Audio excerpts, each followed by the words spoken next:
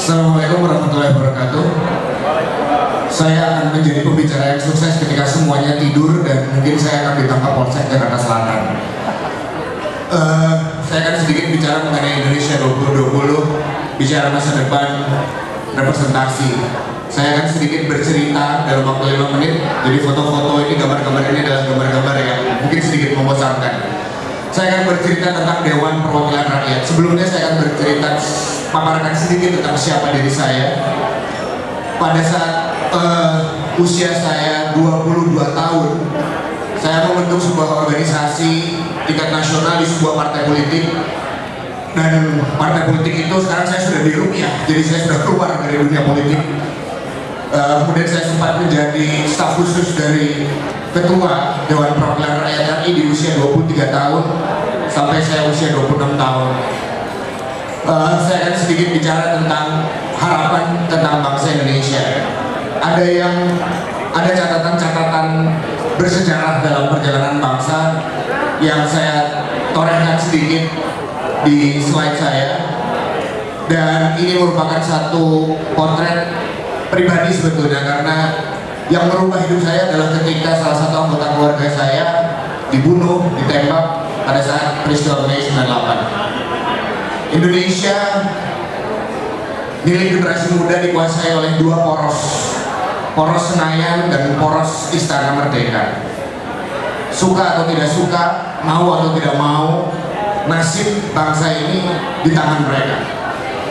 Kalau saya sedikit jabarkan, di pemilihan umum ada 560 anggota DPR, 132 anggota DPD, total 692 plus presiden, wakil presiden.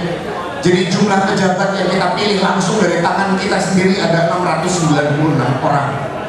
Hanya 696 orang, dan pegawai negeri sipil yang merupakan pegawai pelayan masyarakat ada 4.732.472 orang.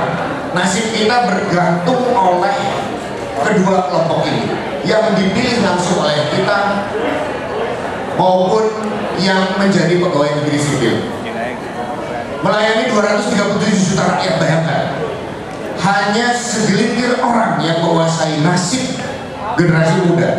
Di tahun 2020 usia saya akan menjadi 40 tahun, dan saya tidak membayangkan bahwa ada suatu peristiwa yang ketika saya di DPR sana, usia saya masih sangat muda dan saya dicibir oleh senior-senior saya. Karena apa? Karena Arif, Anda adalah staf khusus yang tidak bisa bermain, dalam tanda kutip. Bermain apa?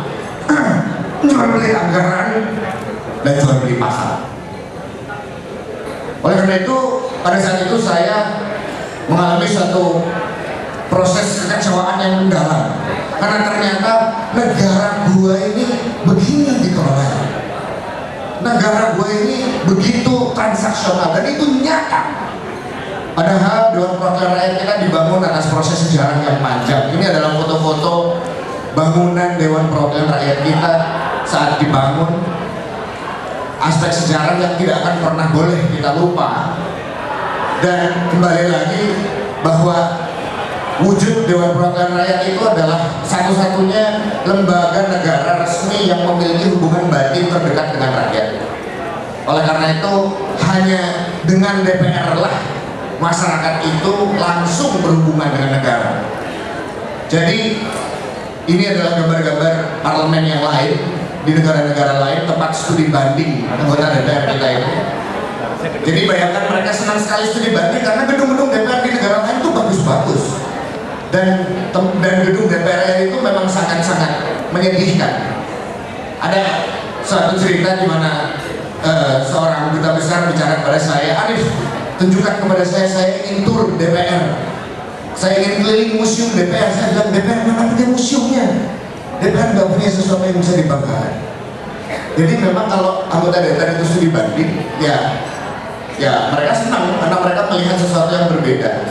Nah, ini adalah potret dari Volkswagen atau sejarah di mana Dewan Perwakilan Rakyat kita dulu pertama kali dibentuk 1918, dan ternyuh saya ketika ketika usia saya yang masih sangat muda itu, saya melihat di hadapan mata saya sendiri bagaimana anggaran negara, uang pajak kita yang kita bayar itu begitu posisinya itu sangat transaksional ya. Jadi saya terenyuh ketika ada salah satu perusahaan, badan usaha yang dibekukan, lokasinya dari Bandung. Ada seorang anggota dewan di depan mata saya mengatakan, kita harus sisihkan uang dari APBN. Tapi ternyata anggota dewan yang lain mengatakan, nggak usah, itu nggak ada, barang itu nggak jelas, nggak usah urus asuransi buat mereka itu. Oleh karena itu saya bentuk bersama dengan para senior suatu institusi yang bekerja secara konkret. Jadi saya tidak peduli mereka mau main jual beli pasar, kayak mereka mau transaksi anggaran, kayak mereka mau apa, kayak saya berbuat sesuatu.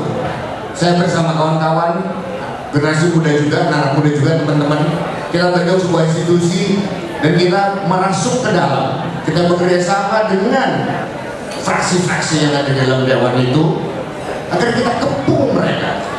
Kami kepung mereka melalui anak-anak muda yang kami buka program magang atau internship supaya mereka bisa belajar tentang BPN, supaya mereka bisa tahu apa yang terjadi di dalam kebusukan, apa yang terjadi di dalam Dewan Perwakilan Rakyat itu.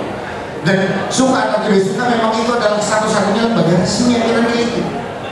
Jadi sebagai generasi muda, saya tidak takut, saya tidak gentar. Bersama teman-teman kita lakukan sesuatu untuk bangsa, kita memperkuat demokrasi.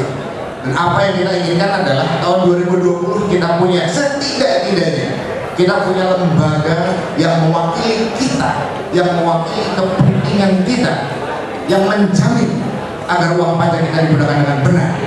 Di tahun 2020 harapan kami bahwa Indonesia akan memiliki DPR yang lebih baik, Indonesia memiliki Dewan Perwakilan Rakyat yang lebih membanggakan, dan kita bergerak dari sekarang. Terima kasih. Assalamualaikum.